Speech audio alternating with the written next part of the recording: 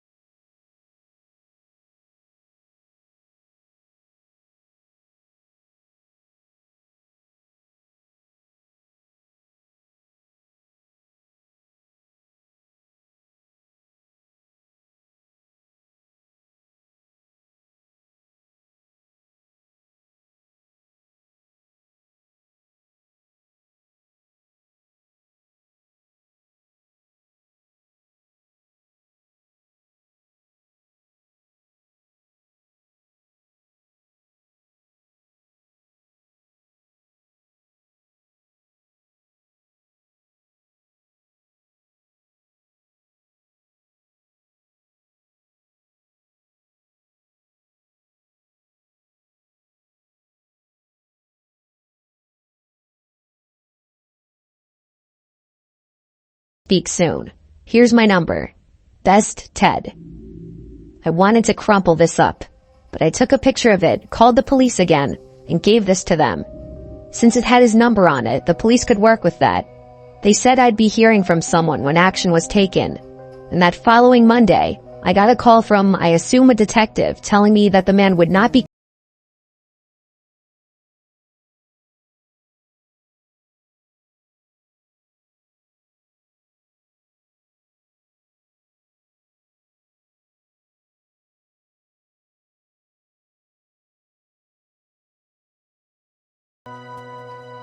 It was December 2020. My fiancé and I bought a house together a few years ago. It's a cute house in a decent neighborhood, a nice area to raise a family. That's why what happened 2 years ago was all the more shocking and disgusting. We know all of our neighbors, both our next-door neighbors and the 3 closest neighbors across the street. Everyone is friendly enough, but you truly never know the skeletons hidden in someone's closet. Our neighbor Paul to the right always seemed nice the few times we'd speak, but he never really spoke too much. I'd see him outside almost every day, either coming or leaving for, I'm assuming, work, though I never knew what he did for a living. At this time, I hadn't seen the guy in a few days, and his car hadn't moved from his driveway. Obviously, that in of itself isn't any cause for alarm. All of the neighbors, including Paul, had their lights up already. I found it interesting how Paul, a single man in his 40s, would put lights up. I actually found it kind of nice. I was late to the party putting my Christmas lights and decorations up outside one night. While doing so, I noticed Paul's Christmas lights out of nowhere started flickering like crazy. All of them, not just one strip of lights. It looked like it could have just been faulty wiring or some electrical glitch. The next day, I left for work around 10 and noticed again Paul's car was still in the driveway. I also noticed all the blinds in this house were still closed. Even when I got back from work, the blinds were all closed. But his Christmas lights were on, so he was definitely home. I joked with my fiancé that he must have been on some kind of hibernation. Later that night, my fiancé came inside and told me of Paul's Christmas lights acting up. I went outside and it was the exact same thing that was happening the night before. The flickering wasn't happening in a way that would appear that he programmed it that way. It was happening in a very spastic, glitchy sort of way. So I figured I'd be nice and go let him know. And also see if he's okay since I hadn't seen him. I knocked on the door, and when there was no answer, I rang. All the blinds were closed, and I couldn't tell if the lights were on or not. When there was no answer, I rang one more time. Finally, the door opened, and Paul greeted me. I let him know about his flickering lights, which I just noticed weren't flickering anymore. I promised him I wasn't making it up. He said he wasn't aware of that and thanked me. I asked if he was alright, as I hadn't seen him in a while. He said he was just feeling under the weather. He was acting a bit off. Then I heard something from inside the house. At first I thought I was imagining it, but it sounded like a child screaming for help. Paul didn't have any kids. I was about to ask him, "Did you hear that?" But on the spot I decided not to. I said goodbye and walked back to my house. And I told my fiancé to call the police right now. I think Paul has a child in his house. Her reaction was literally, "What did you say?" I said, "I think Paul kidnapped a child." So I called the police and said I think I heard a child screaming inside my neighbor's house. My neighbor who doesn't have kids and hasn't been leaving his house the past week or two. I asked to keep who made the call anonymous, though I knew Paul wouldn't be so stupid as to not know it was me who made the call. Sure enough, the police arrived and entered his house on exigency, and when I heard what they found, I was appalled. There was a young boy locked in the basement. He had been locked down there for 4 days. The boy had been kidnapped from a completely different town. As far as the flickering lights, the boy was a genius and somehow found a way from the basement to flicker the Christmas lights as an attempt to call for help and get someone's attention outside. Probably whenever he saw someone through one of the blocked-off basement windows. I reckon he saw his chance to call for help when someone, me, was at the front door. Clearly a very smart kid with great survival instincts. Glad he was reunited with his family. I don't want to know what was done to him, but I hope he lives a normal life and has put this behind him. Knowing how serious of a crime child kidnapping is, Paul won't be getting out of prison anytime soon.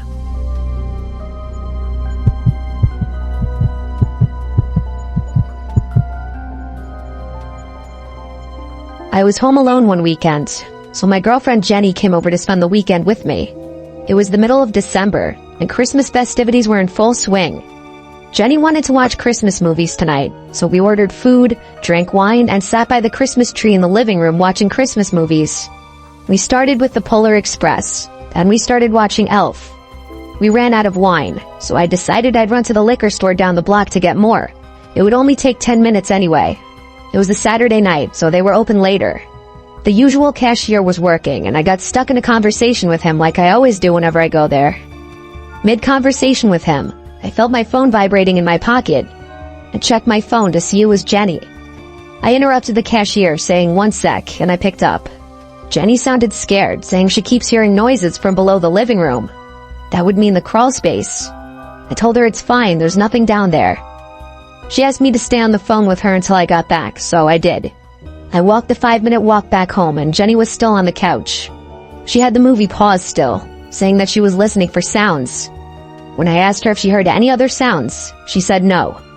She asked what if there's an animal down there. I told her that's not possible, as there's no openings from anywhere outside. I opened the wine bottle, and we continued to watch the movie. It wasn't long after that we both heard a distinct thud type of sound from below us. From the crawl space. I looked at Jenny, and she looked at me. She was right, there was something down there. I said, oh shit, there might actually be an animal down there. Once again, we paused the movie, and I went to the closet with the attic door inside. I grabbed the flashlight on the ledge and went down into the crawl space. I stayed by the crawl space door and just did a quick scan of the place. There are a million boxes down there, so a small animal could have been hiding anywhere. It smelled like piss in there, which pretty much confirmed that there was something down there. I'm not an exterminator or pest control, so there was nothing I could do about it. I told my parents about it in the family group chat and told my dad he'd have to call pest control tomorrow.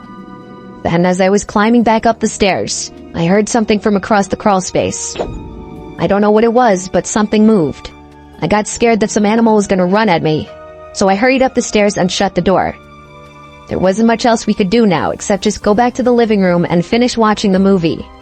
After Elf ended, we went to my room and eventually went to sleep. I woke up in the middle of the night having to pee really badly and with a throbbing headache. I got up and opened my bedroom door and looked down into the dark hallway. At the end of the hallway, I saw a person's silhouette. I almost screamed, but instead I closed the door quietly and locked it. I heard footsteps coming down the hallway, and then the doorknob turned and someone tried opening the door. And then a deep, hoarse-sounding voice on the other side said, "Hello?" That was when Jenny started to scream.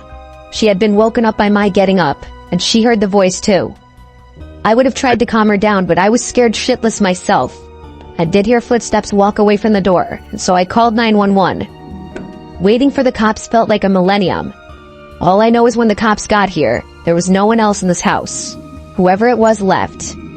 The smell of piss in the crawl space wasn't my imagination. There was literally a puddle of that person's piss on the ground, which is pretty disturbing because that would suggest that he had been down there for a while. While there was likely a homeless squatter, that didn't make it any less horrifying. My family didn't even believe it at first. I've never forgotten to lock the door ever again.